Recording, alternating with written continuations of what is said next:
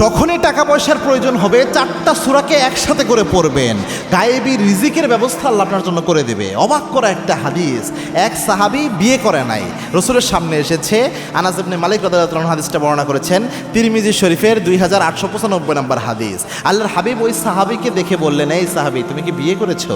ওই সাহাবী বললেন, ইয়া রাসূলুল্লাহ, আল্লাহর কসম করে বলি আমার এত অভাব অনটন, এত সামর্থ্যের সমস্যা, বিয়ে যে করব বিয়ের কোনো সামর্থ্য আমার নাই।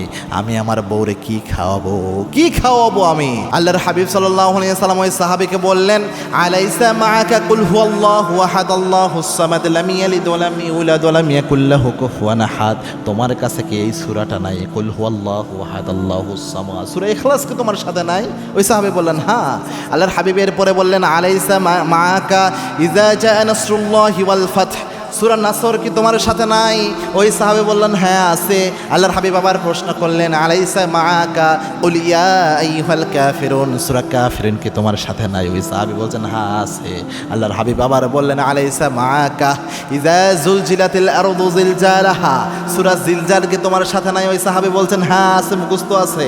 আল্লাহর হাবিব বললেন, এই 4টা সূরাকে একসাথে পড়বা, আল্লাহ রাব্বুল আলামিন অভাব দূর করে দিবে। সুবহানাল্লাহ। এবং এটা একদম কার্যকরী একটা আমল। আপনি পড়ে দেখিয়েন, বেশি বেশি আমল করেন, পাশাপাশি ইস্তেগফারের আমল করেন, বেশি বেশি দরুদের আমল করেন। আল্লাহর হাবিব বলেছেন, মান লাজিমাল ইস্তেগফার, ইস্তেগফারের সাথে যে ব্যক্তি লেগে থাকে 3টা পুরস্কার সে পেয়ে যায়। তার মধ্যে ওই ব্যক্তিকে ওই ইয়ারযুকু হাইসু লা ইয়াহতাসিব, এমন জায়গা থেকে আল্লাহ রিজিকের বরাদ্দ দেয় যা ওই ব্যক্তি কল্পনাও করতে পারে নাই।